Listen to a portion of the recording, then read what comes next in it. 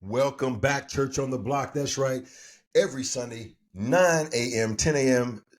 Eastern Time, right here, Channel 154, Holy Culture Radio. We about that life. We about that life. Church on the Block. But we are trying to bring real talk to these issues. Maybe the church tiptoes around them. Maybe they don't. Maybe where you at, it's always real. But we just want to bring both that real and that grace and that hope in the midst of all of that, right? So we don't want to tiptoe around stuff because the world is a mixture of sacred and secular, right? It's a mixture of both. And oftentimes in the church, we want to make sure everything is whitewashed and clean. Well, that's not how it really is. You know what I'm saying? And so we want to bring hope to all of that reality while at the same time being true to who we are as human beings, true to who we are as people of faith. And in the studio, in the booth with me now, in the booth with an F, we got one of the most legendary, pioneering Christian hip hop groups, men of God. Their own journey is powerful. Who just performed at Flavor Fest in Houston? What? Houston Flavor Fest on tour, baby, on tour. If you missed them, if you saw them, I'm sure they're gonna have it out posted. But right now, my friends, PID, what's up, fellas? What's up? Yo, Pastor Phil, what's up with it, baby? It's good, man. It's good. Man, it is great to see y'all. Man, I wish I could have been there last night. I know I was talking to Tommy about all the different moves. They're going to go to a couple other cities and other things like that. Man, we're trying to get them to Chicago, maybe even next year. But man, I'm excited to talk to y'all. I want the world to know and re-know, right, who you are and the work that you have been grinding on, man, and the craziness that happened, you know, from the van story that you talked about. The van broke down in the middle of the desert. His brother called by God to come out and to to move that, and yet you're still here. Oftentimes, man, and the reason why this is important, y'all, if you don't know what I'm doing or who these group are, these brothers are, especially as friends, man, we friends, we do in life together, right? And the reality of what we do through a pulpit, through the stuff we do on the street, stuff we do on the mic, is here today, gone tomorrow. But friendship and our relationship together and our journey with the Lord is most significant to me. But what I'm saying is to everybody is that oftentimes when there's good stuff happening in the faith, it has a lifetime, it has a life limitation, like expiration date, and it's good and it impacted, but either especially around hip hop, either industry, other situations caused the impact it could continually have down the road to fade. And so when you're been around the game as long as we have, you're looking for these good outlets. Now it doesn't mean that there's not other good things that happen, but in the context of what that impact has been made, you look for that. You look for that to happen. Y'all have been around for a long time, man, and you making this, possible, launch of a tour, things like that, conversation. So I'm gonna stop talking, y'all. Give it up right now for my brothers, PID. Man, introduce yourselves. Tell us how from the beginning, but how it got started, and really the key thing to me, when I want people to understand, what was y'all's perspective and your theological perspective of preaching? When you say the word preachers in disguise, to me, that's right up my alley, Joe, because you're not trying to be churchianity. You are saying we about this life with you. You may think it's a disguise, but it's how we do things. So I love the and then when you change it to preachers, Violent Playground album, what? Good time. Kicking back in the day. It's a good time. 1987, 7 in the morning. I'm up. What? Big bowl of Captain Crunch. Man, I was in heaven. Man, I still remember at the age of 11, I bought my first album, Parliament. What? Parliament. Man. So, So, man, tell us about So my name's Fred Lynch. I'm the founder of PID. I'm the one that stayed around the longest here. But Fred Lynch, aka Doug Trey, and PID Preachers in Disguise. When we very first started, I was a youth pastor in Oak Cliff, Texas, right around the corner from where Dennis Rodman grew up as a kid. That was the area that I was assigned to. So you can imagine a bunch of little Dennis Rodmans running around. That was my kids. And I was a youth pastor, and I was in Bible school. And we started doing outreach, right? With our youth group, and we would go out on the streets and start doing outreach. Back then, we had my man, Barry G. Actually, we had a female that was in the group, too. Her name was Adrian. So it was Adrian, Barry, and myself. And we would go out and do events. We would just go out and do outreaches, and we start rapping and rhyming. We had a little 505 drum machine, rolling 505. It wasn't even way out at that time. And we did a 505, and we turned that tom all the way down to it had bass, you know, so it was like boom. Mhm. And we go out and we rock that 505, and people start gathering, and then we start preaching, and then they start filtering out.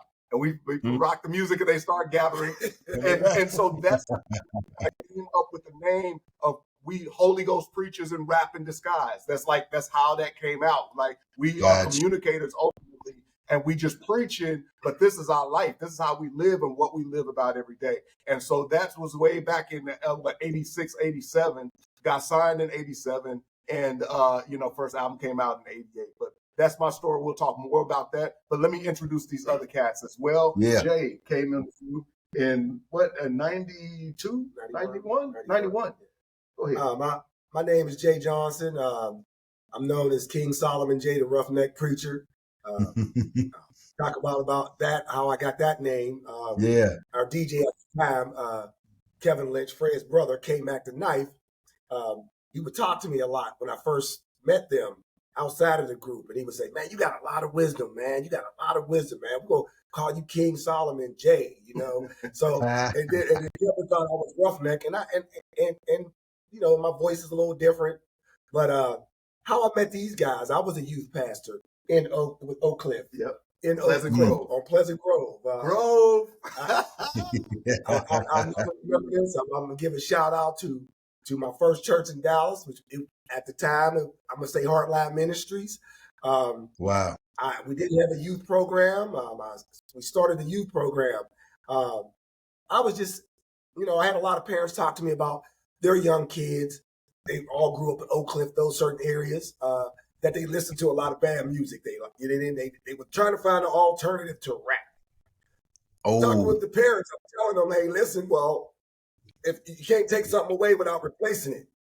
So I rapped in Pittsburgh, you know, bus stop. Like, I'm from the East Coast. We banging on the bus stops, battle rapping, no 505, no 808s. Just beats.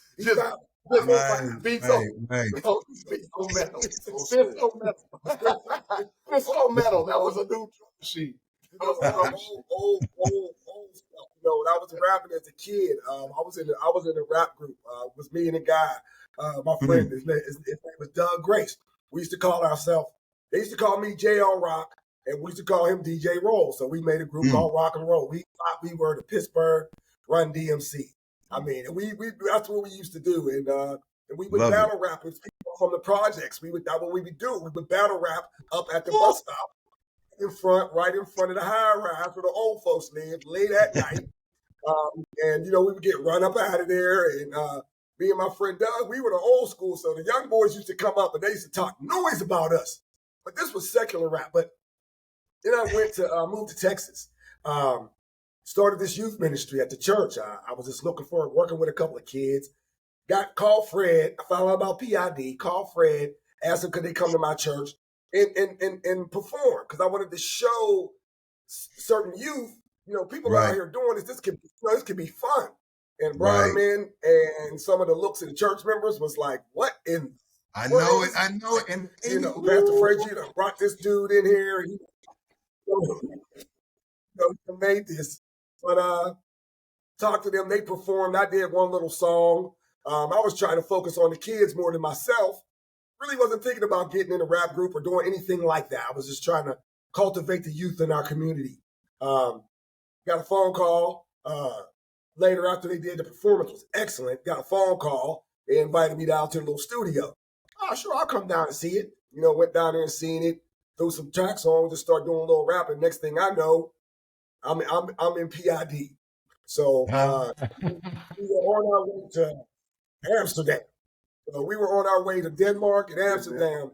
What? That's how that started. And, you know, been rolling with these brothers, man, ever since then. You know, great friend. You know, I moved back to Pittsburgh for 15 years.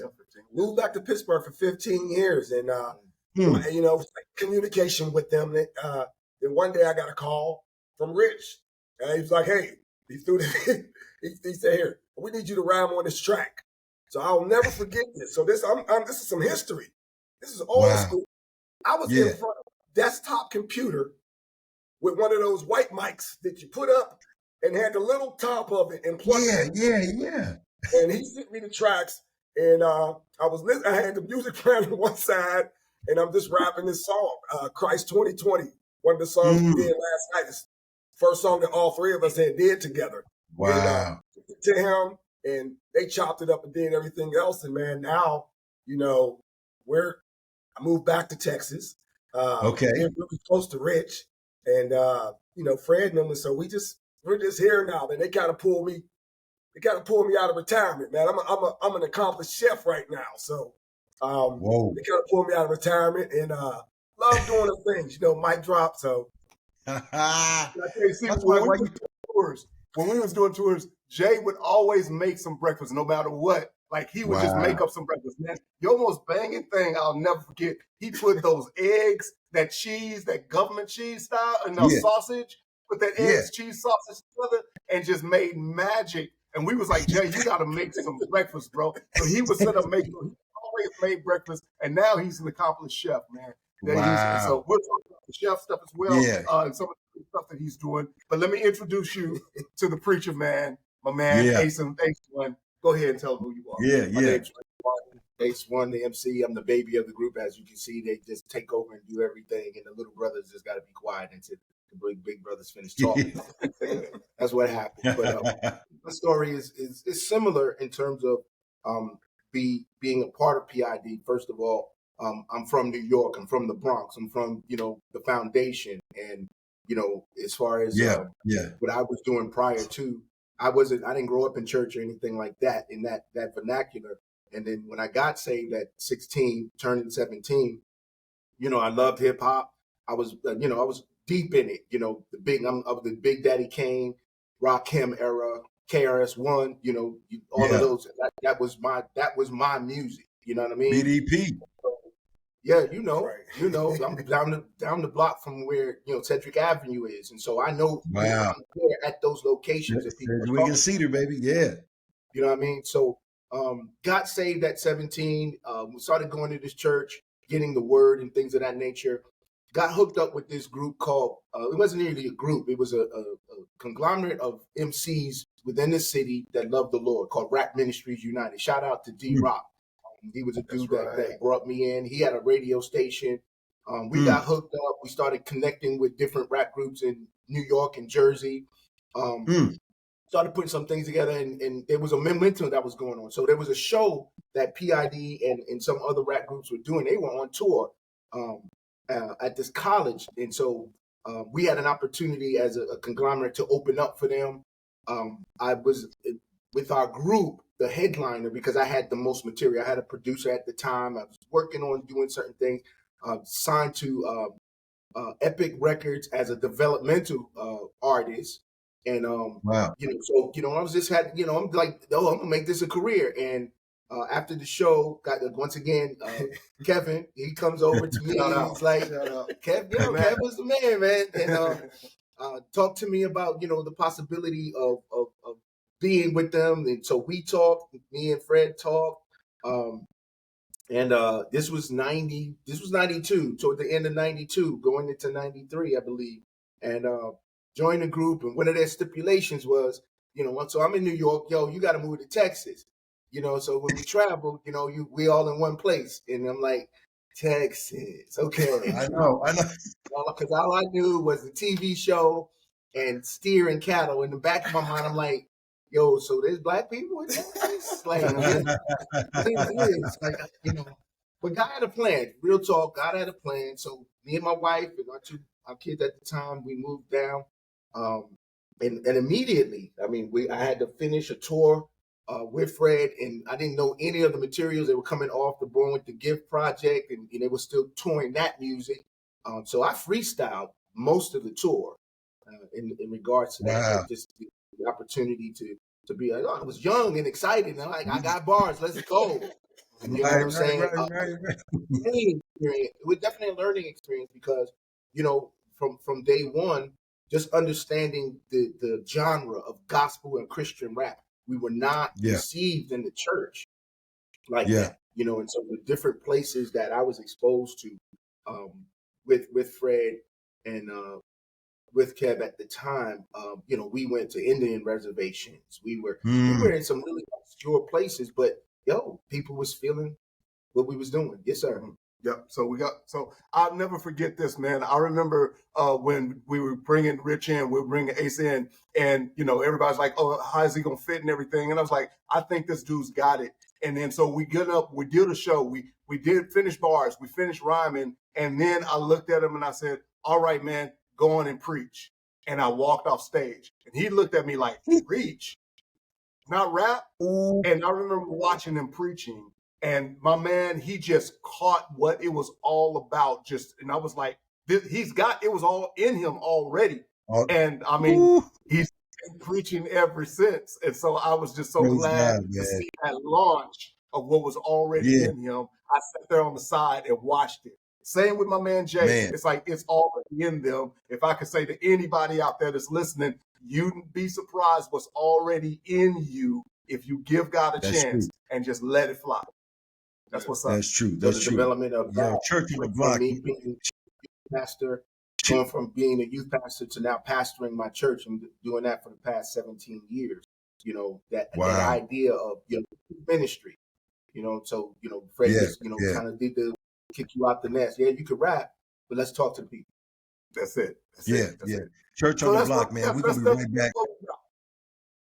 And we may ask y'all to come back and rhyme a little something together real quick. You know what I mean? When we come back. Church on the block.